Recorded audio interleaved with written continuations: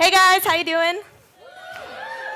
So like Rachel said, I'm Danielle. I'm the director of video production here at the HOTH. But before I landed here at the HOTH, I actually was a freelancer, part of this gig economy that you guys are all a part of right now. So I just want to talk to you a little bit about my experience, what I've learned, and how expanding your skill sets are going to land you some new opportunities.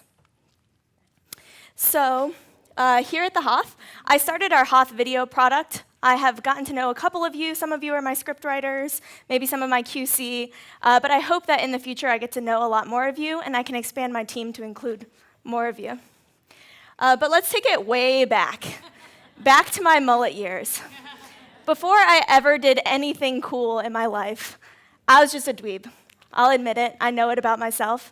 I was on the academic team. I went to different Jeopardy-like tournaments. And from elementary school all the way till I graduated from high school, I was on the math team. And that meant that I spent almost every Saturday at different high schools all throughout the state taking math competitions. That's what I did for fun.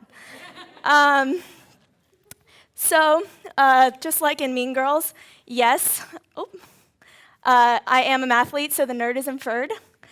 But I thought my sophomore year of high school that I would really just add to this awesome list of extracurriculars by joining the AV club.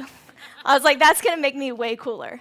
So I did join the AV club, and it was the first time that I ever did anything creative, really. I spent so much of my time in academics that I never found a way to express myself creatively. And I absolutely fell in love with editing. So, my parents, they saw me as their dweeby, frizzy-haired child. They were like, man, this girl, she is on the fast track. She is going to be a doctor. She is going to be a mathematician, an engineer. So you could imagine their faces when I told them I was going to make videos for a living. But my senior year of high school, I was like, I love video. This is what I want to do for a living. I'm going to go to school. I went to USF, go Bulls. I went to USF for mass communications with a concentration in their production program. And I'll be honest, I really didn't learn anything that I use today in that program. But that's what I wanted to do. So my parents, they're here, they're cute. They are amazing, happy, successful people. And I watched them growing up. They're both in finance at government companies. And I just was like, man, that sounds so boring. They provide this amazing life for my brothers and I, and it is nothing like what I wanted to do for a living. So I was like, I'm going to make a career out of my hobby. I'm going to go to school. I'm going to be a video editor. So I followed this quote, do what you love and you never work a day in your life. And I found out really quick that that is not true. So how many people here have worked on projects that they absolutely hated? Yeah, a lot of you. I see your comments on the Facebook group about what the queues look like. Can someone please pick up that weed blog post? So it's crazy how you can be doing something that you love and hate doing it, right? You kind of I would feel like a sellout when I had to do this. It was like, man, I really want to live this non-white picket fence life.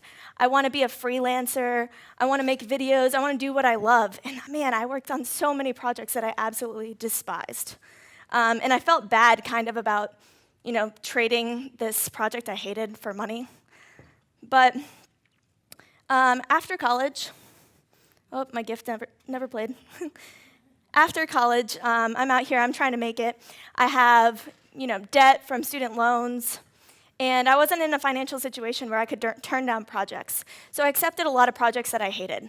But honestly, a lot of these projects ended up teaching me more in the long run than some projects I loved working on. So at this point, after college, I'm strictly an editor. Like I said, I didn't really learn much in my program. I learned more in AV Club in high school about how to edit and video production than I learned in college. But I started accepting gigs. They were in politics. I hate to admit that out loud. But what happens is they need an editor. They send you the voiceover, they send you the footage, they send you everything. and you have like an hour to edit this, and you're like, man, there's no creativity here. I don't get to be the one coming up with a story. I really didn't have much fun working on these projects, and they have to be turned over quickly. Well, I ended up learning efficiency from these. They didn't teach me new techniques. They're not things that I have in my portfolio. There's not really like a lot of value or fun in the projects, but because they had to be turned over so quickly, and a lot of them were the same, just how I imagine you guys are with the writing cues here, I learned from some of these terrible projects. I had to create systems on how to edit faster. I had to learn all of the shortcuts in Premiere on my computer. I had to be overly organized. And I actually would make bets with myself. Like, all right, Danielle, if you finish this, importing all the footage and you put it all on the timeline, then you can go get another cup of coffee.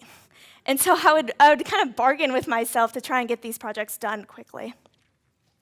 So I want to challenge you guys in every project that you do to always learn something. And I know that that can be hard because you're turning over so many articles all the time, but you can find a new research technique, a new site that you love using. You can try and teach yourself how to type faster. You can find a better way to organize your time. Something that you can do to make that project feel like, oh, I'm not just relieved that I finished this, but I feel accomplished because I finished this. You can find a new way to track down your money, because I know as a freelancer, no one likes to give us the money that we just worked for, right? So push yourself to set a goal and then learn from even the most miserable or easiest projects that you have. So I wish I had done this a little bit more when I was working in politics. But I was just out of school. I liked to go out with my friends. And I felt really badass because I was like, man, I'm making money in this field that I never really thought I'd make that much money in. So I didn't diversify my clients. I went out and hung out with my friends after I worked all day. I did not learn new skill sets. I didn't spend my extra time learning Photoshop, learning animations, doing more writing. I just edited like I knew how to do, and then I continued to go have fun. And I eventually had created a really great relationship with this client. And one day they came to me, and they're like, we're in a pinch. We need an attack ad. And an attack ad is very different from your regular video for politics. It's completely animations. They're kind of giving you, like, hey, they messed up in this one speech a year ago. They said something different 2 weeks ago. Use those 2 lines and make a video out of it. And you're like, what? There's nothing here for me to work with. So you kind of have to figure it out. And I had never done one of these. I wasn't great at animations. But I said yes. I was feeling really cool. I had a big ego. And I spent a very long time working on this project. I went back and forth with the client for the entire day. I drank an excessive amount of coffee. I even cried a little bit. I was so frustrated, I couldn't figure it out. And I eventually had to tell this client, I'm so sorry, but I can't do what you're asking me to do. And after that, which was probably the biggest defeat I had in my career, I had self-doubt. I was like, man, maybe my parents were right. I should have been an engineer. I started looking at going back to school. But eventually, I gave myself a couple days, and I was like, all right, you got to pick yourself back up. This is what you like doing. You just need to learn more. So you're dang right. I went out, and I taught myself animations. And I worked on animations so much, almost excessively, that I got pretty good at them, and I was able to go on and take projects that included them instead of just like pushing those to the side. So definitely don't ruin your relationships with your clients. But if you guys are not constantly trying to push yourself, trying to learn and grow, then you're missing out on a lot of different opportunities. So how do you expand your skills? What I did was lynda.com, 100%. If you guys have not used Lynda, I highly recommend it. Lynda has taught me more than probably anyone else. So if you haven't heard of it, it is a site, I think that's actually LinkedIn Learning now too, but they have tutorials They have tutorials on anything from business management to how to be better at public speaking, watch that one, to anything creative that you could possibly imagine. They have working files that you can download and follow along if you want to learn video editing, if you want to learn Photoshop. And you can do on your computer exactly what the presenter in the video is doing.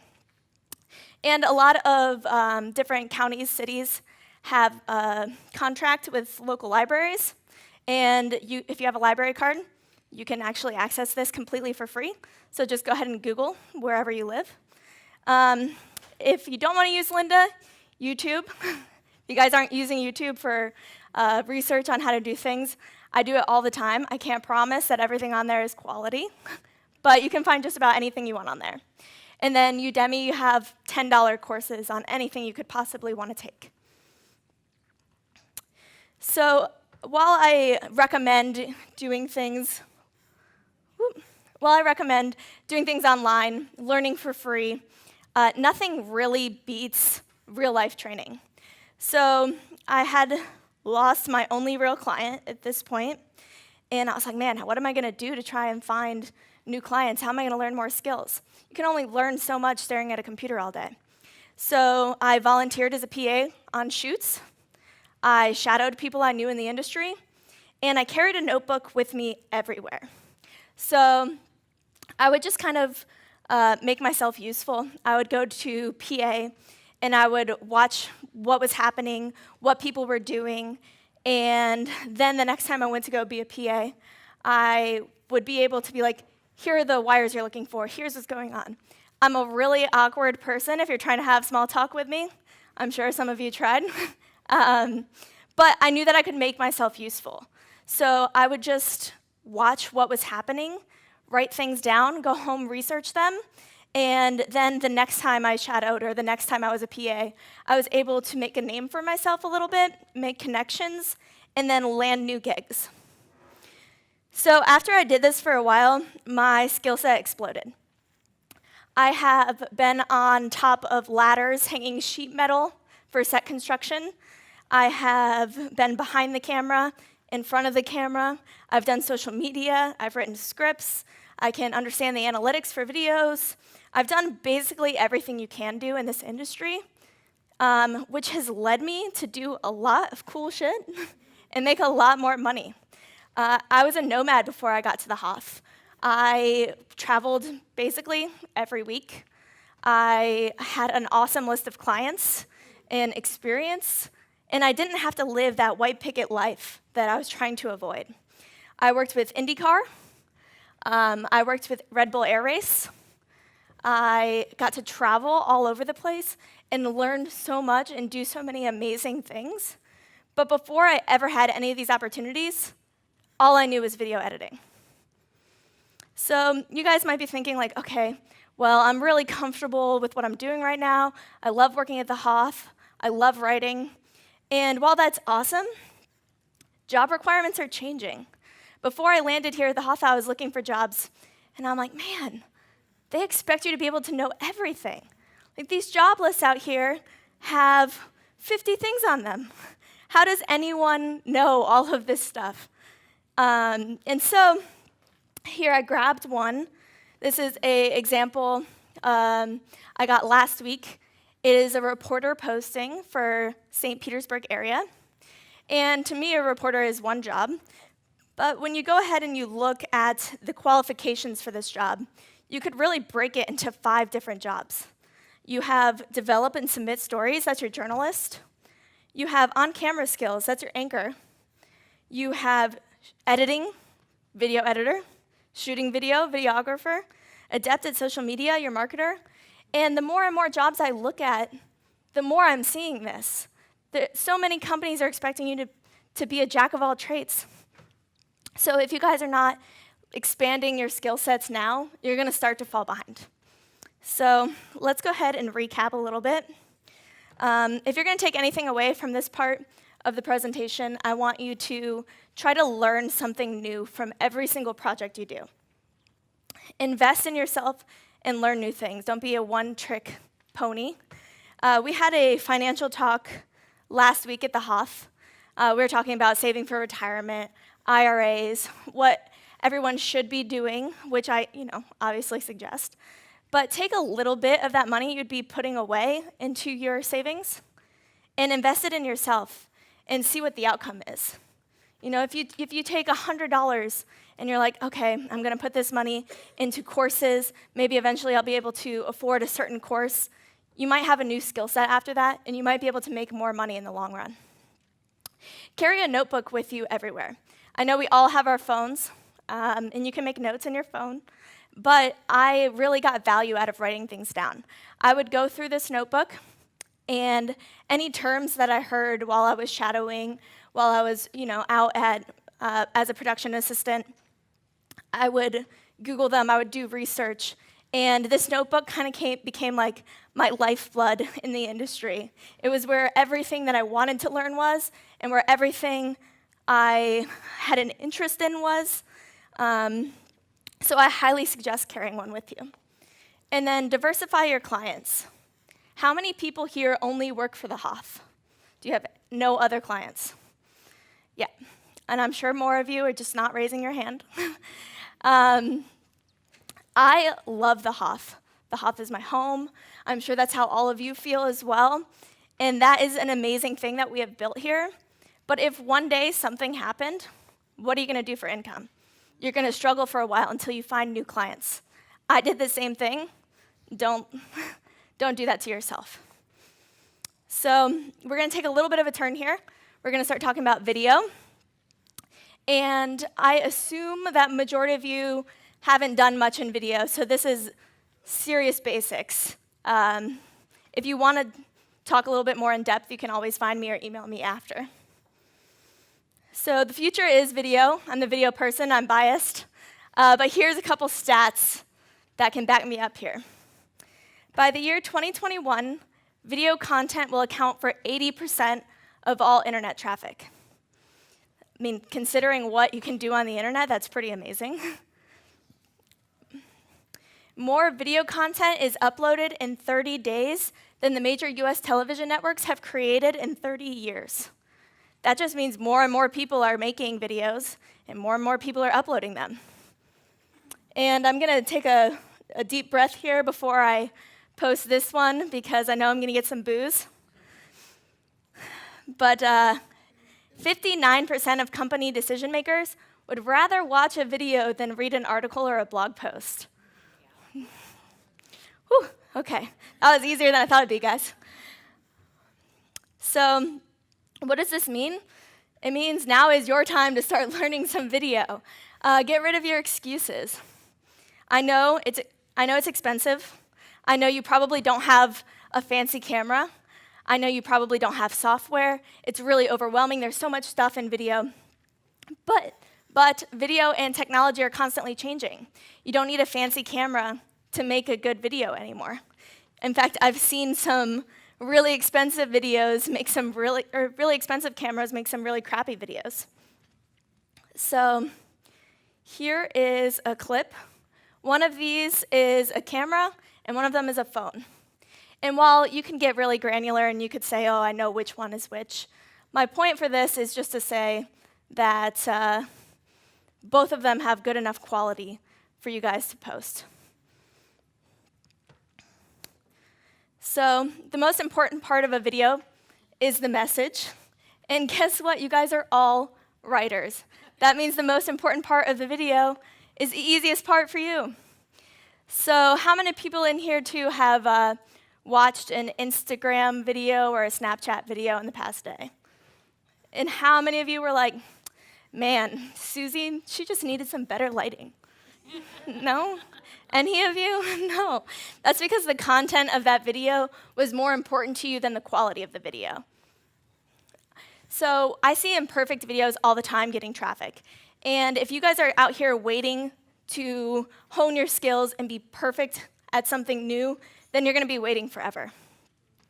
I think that we kind of create boundaries for ourselves, and we think that because something isn't super professionally done, that it's not good enough to be posted, that it's embarrassing to post for other people to see, and that's just not really the case anymore. So something embarrassing. After college, I got really, really tubby. And I was like, Davis, you should probably join a gym. And then I was like, no. Man, everyone in there is in shape. They all know what they're doing. And I was like, Davis, you should get in shape and then join the gym. And that doesn't make any sense, does it? You learn as you go. You learn at the gym. You get in better shape at the gym. And I think that this idea of failing really holds a lot of us back.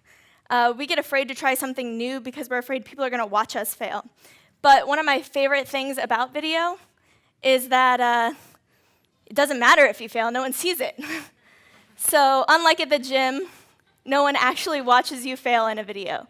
What is a fail with video? To me, it's probably, posting something, not getting views.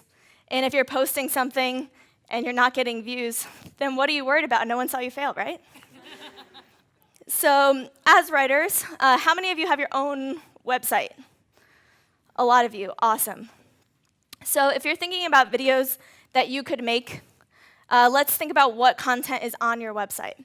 You can make videos about things that you publish, a little bit of behind the scenes, what you're thinking about while you're writing this, what was the inspiration for this. You can make videos for your About page. You can make videos as well that go with your blog content, just like HOTH video does. And why would you make videos? Because they boost your SEO. They make you memorable. They set you apart. People stay on your pages longer when you have a video. But what really is the reason to me on why to make videos is this last one here. If you guys want to get more people as clients, you want people to come to your site and maybe hire you, think about that 59% of company decision makers who would rather watch a video. You guys love writing. You probably love reading as well. But to me, as a video person, I'd rather watch a video. So if I went to someone's site to hire them and they had a video, that would appeal to me more. So we're going to get into some basics using your phone for video, because you all probably have smartphones. Anyone not have a smartphone? No, exactly. So filming with a smartphone. For the love of God, please do not hold your phone this way. I know it's great for Snapchat and Instagram, but if you ever want to use that footage, when you go to import it to edit, you're going to get these black bars on the side, and you're going to have to figure out what to do with that. Your phone, Androids and iPhones both have this. It is a lock, focus, and exposure. And what this means is if you're filming something and you're outside and it looks great in your phone and a bird flies by, it's going to slightly change the lighting, and your footage is going to flicker. So when you bring this back, this video that you took that you thought was great is going to have this flickering in and out in the lighting. So always make sure you lock it. And then zooming in your phone degrades the quality of video. So do not do the deathly pinch and zoom. If this is your shoot, if you're shooting something for yourself, get as close as you possibly can to the subject. Move your body, not the zoom. So now that we know how to use our phone a little bit, have some of the tips and tricks, we're going to get into video basics in general. So for people who are just starting in video, pre-production is the most important part here. This is your scripting, your location scouting, your storyboarding, shot lists, equipment lists. If you don't know what you're doing, being prepared is going to make it a whole lot easier than just trying to wing it. So for scripting, I always try and keep it conversational. So I don't like having crazy stats. I would never be talking to a friend and have them just blurt out this really long number. That would never happen. And my suggestion here is no matter how many times you read it in your head, reading it out loud is going to make it so much better. Because we tend to not mess up our words in our head, but when we read something out loud, that's when we find out, like, oh, these words are really hard to say next to each other. So just keep reading it over and over out loud until it's smooth. And a lot of people think that interviewing someone is easier than writing a script. But to me, it's way more work. So if I'm interviewing someone, I've done the research. I know kind of what they're going to say to any questions that I ask them. So I kind of net out like a script in general. And then I go back and I make those questions about the research and the script that I kind of wrote. And you want to ask these leading questions. You kind of want to know what's coming. And you want to ask things in multiple different ways. So if you're not getting the answer that you wanted, just find a new way to ask that question and keep asking it over and over until you get it. Location scouting. This is entirely about identifying risks and testing. So what do I mean by risks? I mean noise polluters. This is if you're outside near a street, are there cars going by? Are there birds chirping? If you're inside, are you near a vent? Are you near something that's making noise? What are your risks here? Is the weather going to be bad? Are there people that could be nearby that are yelling, that are ruining the audio for you? And bring any equipment that you have with you and test this. Bring it back, look and see how it looks. Decide if that's even a good location to do your shoot. And if it's not, find somewhere new. Once you kind of know where you want to film and you have your script, you're going to start your storyboarding. And I know storyboarding feels really dumb when you can't draw. I can't draw. I always draw stick figures. But this is breaking your video into scenes. And this makes moving things around on the fly so much easier. So nothing ever goes how you plan in a video shoot. But if you have a general idea of what your scenes are going to be, then you can film something new and stick it in there and be like, oh, does this still match up with the story or not? So you're going to have a lot of boxes here. I don't really recommend being on the same clip unless there's a lot of action in that clip for much more than like 6 seconds, which means you got a lot of clips that you got to do. Shot list. So this is literally just a list of shots. You're going to take this from your storyboard. And I recommend putting it into an Excel sheet, making it a checklist, and bringing it with you. You have so many things going on when you're doing a video shoot, you have no idea if you captured everything, but having that checklist with you puts you a little bit more at ease, and will make sure that you've gotten everything that you needed, so when you go back to edit, you actually know that you have what you need. Equipment lists, I always turn this into a to-do list as well. So obviously just making sure you have everything with you, but also did you format your SD cards? Did you charge your batteries? If you're using your phone, did you make sure you have enough storage on your phone for that footage? I have on the bottom there a crap load of coffee because this is just an industry standard. I also probably drink more coffee than anyone you've ever met because I've worked in video for so long. Audio. Audio is the one thing that I'll say just it can't be fixed in post. Everyone says, oh, they'll fix it in post. And I hate saying that that's true, but there's a lot of things you can fix, you can make slightly better. Audio is not really one of those. So make sure you're testing audio. Don't just look at levels. Make sure you have headphones. Make sure it actually sounds good. A camera, a microphone is going to pick up so much more than your ears are going to pick up. So if it doesn't sound good, just move, find a new location. If someone stumbles their lines or you hear something in the audio, like my hair was rubbing on the mic, something, just ask them to repeat it. And please make sure you hide your lav wires. It's the first thing that I would make fun of anyone for. It's so easy to hide, but so many people leave it on the outside, and it just kind of makes you look like an amateur. Keep your camera steady.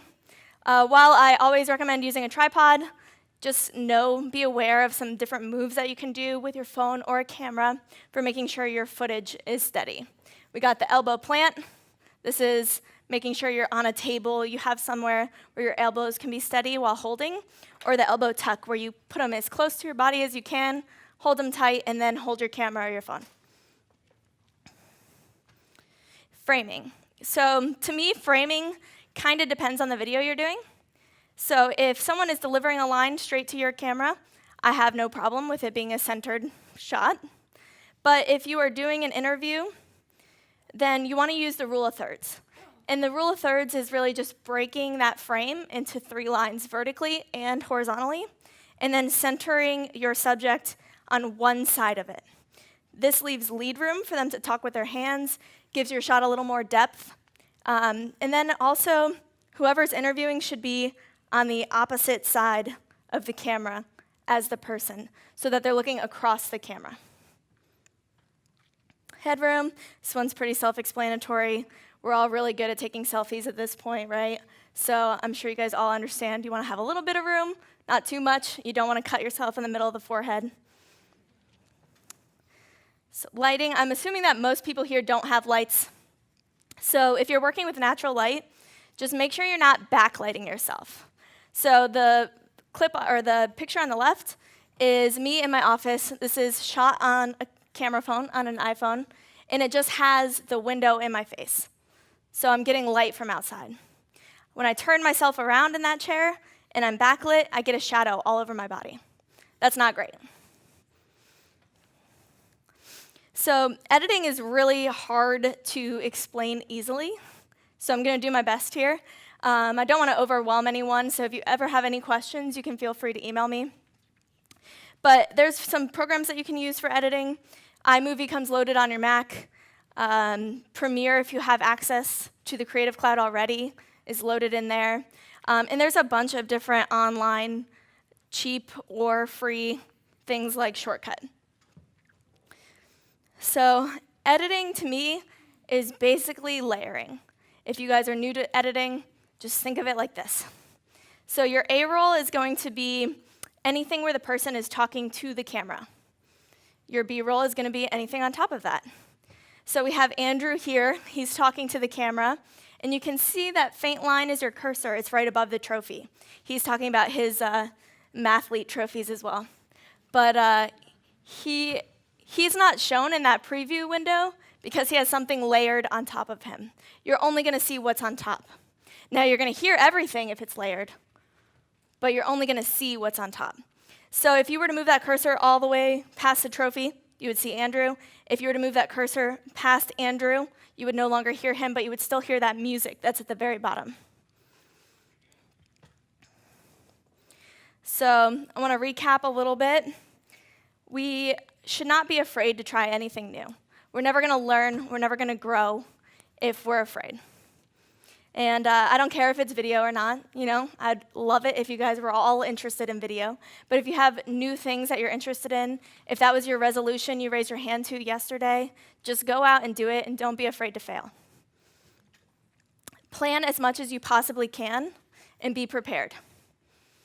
And start with your phone and start making videos on your site. If you guys ever want to email me any videos you've created, if you ever want to ask my opinion on something, if you ever need to use me as a resource, I'm here for all of you just as much as the content team is, and I would love to be that resource for you. So last year, I got the HOTHY for most likely to beat your ass, but I promise that I am nice. I promise that I am here for you guys. So if you ever want to reach out with questions, please do. I'm also putting together, we'll send it out later this week, a list of equipment for a couple different budgets, if you're interested, and some checklists for pre-production, production, and editing, in case it's your first time and you want to make sure that you have everything perfect.